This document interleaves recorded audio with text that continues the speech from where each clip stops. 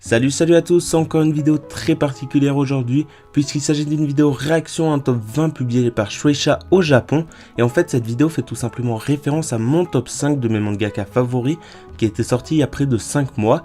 Et en fait je me suis dit que ça pouvait être intéressant de voir quels sont les mangakas les plus importants au Japon. Pour vite fait vous expliquer dans quel cadre a été réalisé ce top, il a été fait par les éditions Shueisha lors du Weekly Shonen Jump Exhibition qui est une sorte d'immense salon mettant à l'honneur vraiment toutes les licences Shueisha de tous les temps. Et durant ce salon, les éditions Shueisha ont décidé de proposer aux visiteurs de voter pour le mangaka le plus talentueux ayant été publié chez Shueisha. Et du coup j'ai décidé de réagir à ce top, mais uniquement de la 10e à la première place, puisque voilà, de la 11e à la 20e, il y a très peu de mangaka que je peux juger du fait que je les connais pas assez. Et du coup je me suis dit, ça sert à rien de dire mon avis sur ces mangakas, s'ils valent leur place ou pas, puisque voilà, je les connais pas assez. Et du coup bien sûr je vous mettrai dans la description le lien pour aller voir le top entier. Et dites-moi vraiment ce que vous pensez de ce top, si pour vous des mangakas sont surcotés ou sous-cotés. Et voilà, c'est parti pour la vidéo.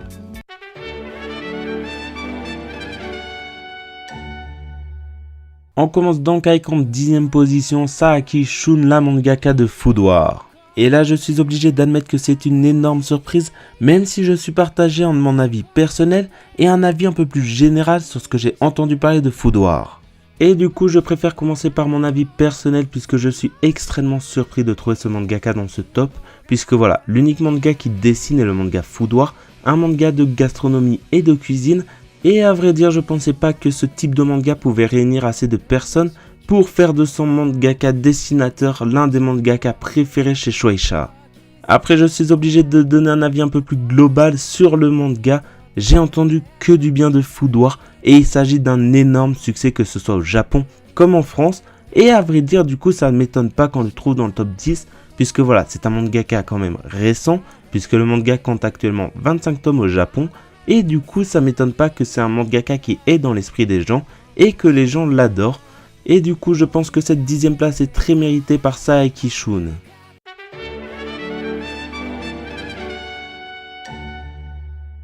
On enchaîne avec en 9e place l'un des monuments du manga au Japon comme en France, Hara Tetsuo.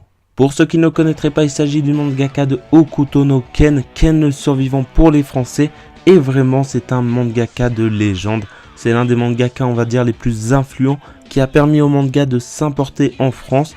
Et vraiment ça ne m'étonne pas de le trouver dans ce top 10. Mais je suis obligé d'admettre qu'il y a un petit truc qui me surprend énormément. Hokuto no Ken a commencé à être publié au Japon en 1983. Je parle bien sûr de la première édition du manga. Et le top a été réalisé en 2017, soit près de 30 ans après. Et si vous voyez pas ce qui me surprend autant, c'est que même 30 ans après, Hokuto no Ken et Hara Tetsuo soient encore autant influents. Puisqu'à part des spin-offs du manga, plus rien n'est publié depuis un moment.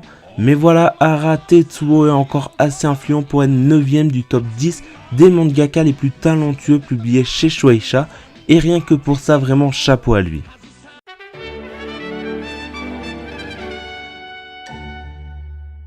En 8e position de ce top, on retrouve Sorachi Hideaki, le mangaka de Gintama. Encore une fois, pas de surprise, Sorachi Hideaki est l'une des révélations des années 2000 et Gintama son unique manga et probablement avec Bleach, le manga qui a marqué le plus la précédente décennie. Et là encore une fois, je pense qu'on est quand même en face d'un mangaka qui a profité du fait que son manga soit encore en cours d'édition pour se hisser dans ce top.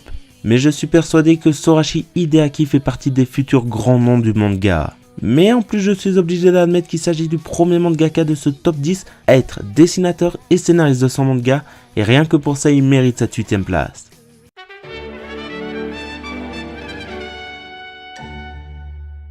On enchaîne avec en 7e place un mangaka dont je n'ai pas besoin de vous présenter, Oda Eiichiro, le père de One Piece.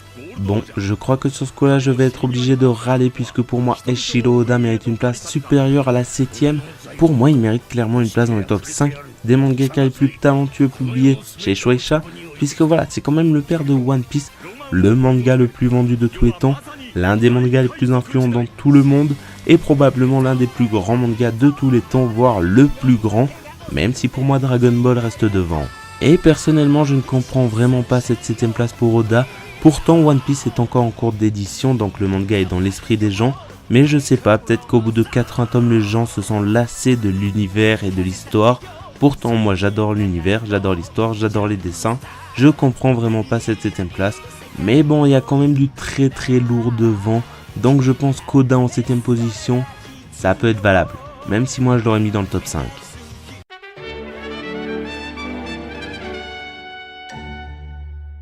On enchaîne avec en 6ème position Katsura Masakazu, le mangaka notamment de Zetman. Je suis obligé d'admettre que ça me fait mal de le voir devant Eiichiro Oda, mais Katsura est quand même l'un des grands mangaka de ces dernières années, donc voilà, je lui pardonne. Que ce soit avec Zetman ou Hans, Katsura est un mangaka qui commence depuis pas mal de temps à être habitué au manga à succès, donc je comprends qu'il soit apprécié du public. Mais puisqu'il y a toujours un mec, Katsura a mis il y a plus de 2 ans son manga culte Zetman en pause, pour pouvoir se consacrer à d'autres mangas et pouvoir créer de nouvelles séries. Et à vrai dire, cette décision a quand même été mal prise par les lecteurs du manga, et cela fait que ça m'étonne quand même de voir Katsura Masakazu aussi haut dans ce classement, même s'il s'agit d'un très grand mangaka.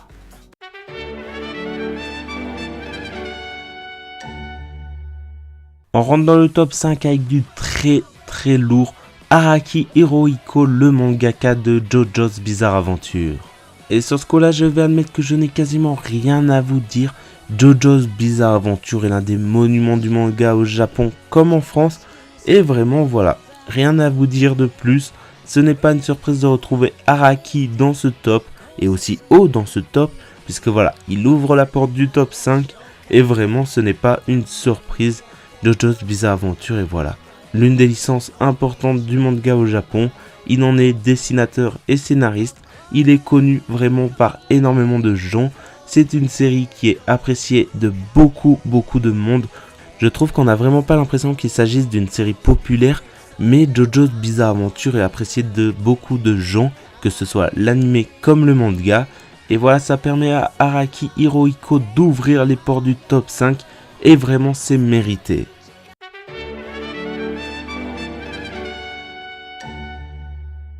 On entre avec en 4ème position un très grand mangaka qui va parler à très peu de gens, Hojo Tsukasa, le mangaka de City Hunter. Comme je l'ai dit, vous connaissez probablement pas ce mangaka, vous connaissez peut-être son manga City Hunter qu'il a sorti en 1986, mais ce mangaka est probablement l'un des mangaka qui a créé le plus de séries, même si Osamu Tezuka est très loin devant, mais voilà, Hojo a créé tellement de séries de mangas et tellement de séries qui ont été populaires notamment au Japon, que ce soit Le Temps des Cerises, City Hunter, que ce soit Cat Hey, que ce soit Angel Heart, vraiment énormément de séries qui ont fait un carton au Japon, même si elles sont moins connues en France. C'est un mangaka de légende là-bas et vraiment je trouve que c'est dommage que ce mangaka ne soit pas plus connu en France, puisque voilà, peu de ces séries ont été traduites en français, mais je suis sûr qu'énormément peuvent plaire au public français. Et vraiment voilà, c'est dommage pour lui qu'il soit pas plus populaire en France. Mais voilà, c'est un très gros mangaka au Japon. Donc ça ne m'étonne pas de le retrouver en 4ème place de ce top. Et à vrai dire, énormément de ces séries ont été publiées chez Shueisha. Donc ça ne m'étonne pas que le public apprécie ce mangaka.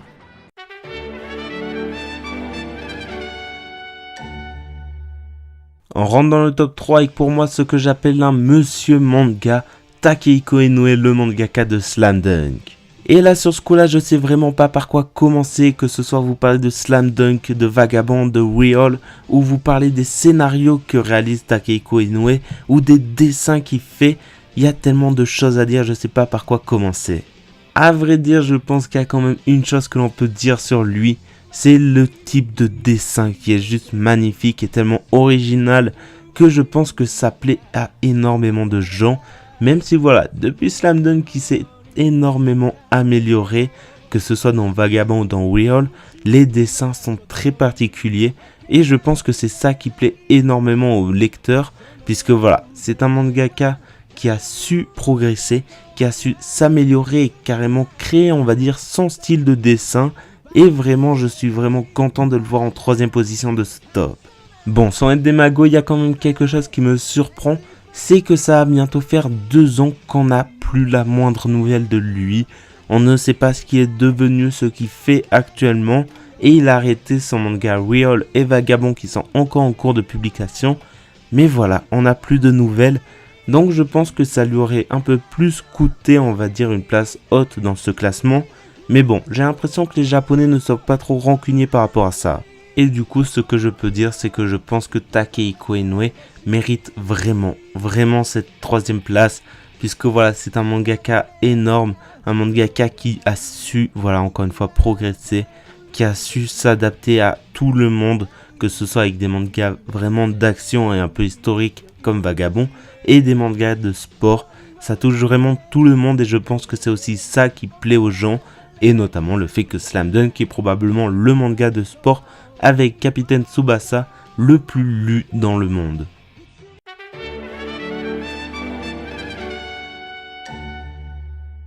En 2e position, on retrouve l'homme que vous vous attendez tous à voir premier, Akira Toriyama, le père de Dragon Ball, le plus grand mangaka de tous les temps, avec Osamu Tezuka bien sûr. Je suis sûr que sur ce coup-là, il n'y a vraiment pas besoin que je vous le présente, Monsieur Dragon Ball, Monsieur Son Goku, Monsieur Dr Slump. Je sais que ça n'a plus aucun rapport les uns avec les autres, mais voilà, c'est probablement l'un des mangakas les plus populaires au monde, probablement le monsieur manga, puisque voilà, le manga Dragon Ball, c'est un manga qui parle à tout le monde. Vous demandez un manga à des gens, ils vous diront Dragon Ball, c'est pour vous montrer un peu l'importance du monsieur. Mais bon, je pense que vous êtes énormément à vous dire que c'est peut-être injuste qu'il soit que 2e dans ce classement, mais moi je pense qu'il y a peut-être quelque chose qui peut jouer dans cette faveur. C'est le fait qu'il se repose peut-être un peu trop sur Dragon Ball et qu'il n'essaye pas d'explorer de nouveaux horizons. Après voilà, c'est un dessinateur scénariste, donc rien que pour ça, chapeau à lui. Mais bon, je pense qu'on est tous d'accord pour dire qu'un top consacré au mangaka ne peut pas exister sans Akira Toriyama, même s'il est que 2e.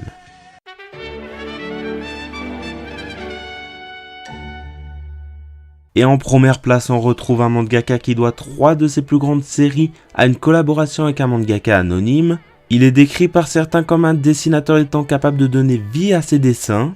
Et pour moi, il est tout simplement le dieu des mangas. Et oui, je veux bien sûr parler de Takeshi Obata, Monsieur Platinum End, Monsieur Death Note, Monsieur Bakuman, Monsieur énormément de mangas et énormément de succès.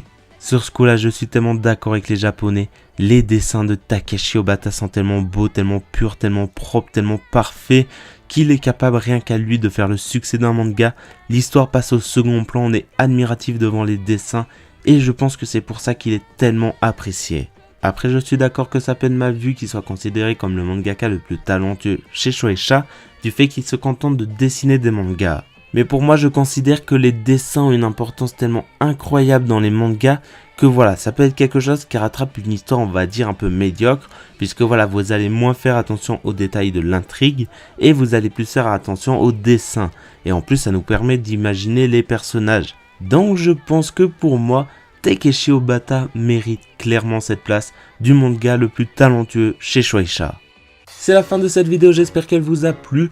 Personnellement, j'ai adoré découvrir ce top puisqu'il y a des mangakas que j'attendais vraiment pas avoir dedans et des mangakas dont j'ai été déçu de leur place, à vrai dire. Ouais, Oda 7ème, ça m'a rendu triste, mais bon, c'est pas grave, les Japonais ont décidé que c'était sa place et du coup, on va dire que j'ai trouvé ça vachement intéressant de voir, à vrai dire, quelles sont les différences entre les mangakas vus par les Français et vus par les Japonais. Parce que le mangaka de Gintama ou de Food War, je m'attendais vraiment pas à les trouver là, même si voilà, ce sont quand même des mangakas importants et du coup ça fait toujours plaisir de les voir dans un top où on les attend pas, surtout que voilà, c'est quand même un top qui est un peu prestigieux puisque voilà, et dans le top 10 des mangakas talentueux chez Shueisha, ce n'est pas rien quand même. Et du coup n'hésitez pas à me dire ce que vous pensez de ce top ainsi que de ce que j'ai dit. Si pour vous j'ai dit des grosses bêtises, n'hésitez pas à me le dire vraiment en commentaire. Et sur ce, on se dit à la prochaine. Ciao.